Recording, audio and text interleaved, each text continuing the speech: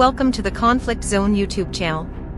Today's updates bring crucial developments, particularly centered around Crimea and the ongoing conflict in Iva. Ukrainian Special Operations forces executed a successful operation on a Russian oil rig situated in the Black Sea.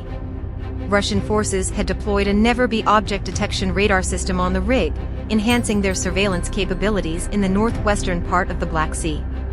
This platform served as a launching point for attacks using Iranian-provided Mater-6 reconnaissance drones and guided Shahed drone strikes.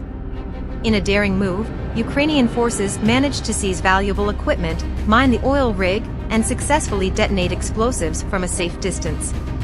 Simultaneously, Russian air defense faced criticism following the leak of a video depicting the recent Ukrainian missile strike on Crimea.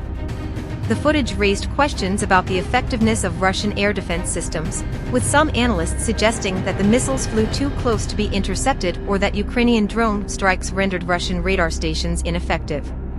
Amidst these events, a significant fire broke out near the Votkinsk plant near Moscow, recognized for producing ammunition for the Topam strategic missile complex.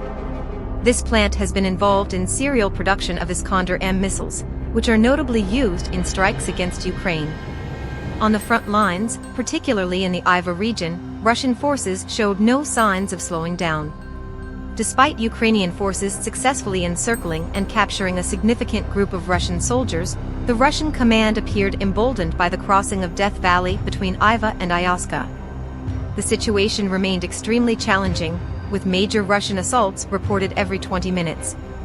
Russian aviation intensified its activities, dropping numerous F-500 air-dropped bombs over the last 8 hours.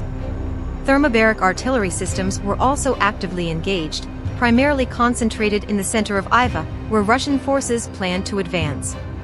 Ukrainian soldiers reported standing their ground, emphasizing the difficulty of withdrawing to new positions under the constant pressure of Russian attacks. Russian forces equipped some armored vehicles with electronic warfare systems to counter Ukrainian drones, posing an additional threat to Ukrainian defenses. While Russian claims of progress in capturing Independence Street conflicted with Ukrainian reports of the fight reaching the bridge, the main direction of Russian advancement appeared to be southeast. Ukrainian counterattacks were frequent, preventing Russian forces from establishing secure positions. The situation was politically driven, with Russian forces aiming to capture the town before the upcoming presidential elections in March. The Ukrainian General Staff reported total Russian losses exceeding 1,000 troops, with over half of these losses occurring in Iva.